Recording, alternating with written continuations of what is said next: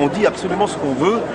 Quand on va quelque part, c'est qu'il se passe quelque chose et on dit ce qu'on voit et on essaie de raconter et d'expliquer ce qui se passe. Mais il n'y a absolument aucune ligne éditoriale. C'est pas Sarkozy, n'importe quel président qui va nous dicter ce qu'il faut dire. Juste, excusez-moi, écoute, j'ai fait des études en journalisme. Oui. Jamais un média ne peut être indépendant. Derrière chaque média... Écoute, tu penses ce que tu veux, moi je te dis ce que j'en pense. Nous c'est la radio publique, mais on dit ce qu'on veut. Moi j'ai pu dire, il y a plein de gens qui disent beaucoup de choses qui critiquent le gouvernement, ils sont toujours là et puis personne ne vient les voir. Non, mais je m'excuse. Mais c'est des études, c'est des réflexions d'étudiants. Excuse-moi, mais ça fait 30 ans qu'on fait le métier et on sait ce qu'on fait. Écoute, je suis jeune tunisien, c'est vrai, mais j'ai fait le journalisme en 6. Il y a 6 ans que j'ai fait le journalisme. Où ça?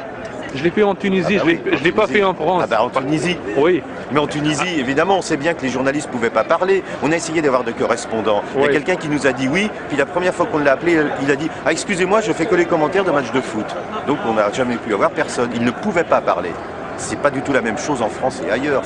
Ça n'a rien à voir, on le sait. Et maintenant, en Tunisie, c'est plus du tout pareil. Vous avez vu le changement, je suppose. Oui. Et qu'est-ce que tu sais de la réalité des médias tunisiens, maintenant? Ah, maintenant, j'en sais peu de choses, sauf que d'après ce qui se passait avant c'était une parole très dictée, ça se savait. Maintenant, petit à petit, ils ont changé les patrons, ça a l'air d'être beaucoup plus libre. Mais moi, je ne connais pas la presse tunisienne, je ne la lisais pas avant. Ok, merci.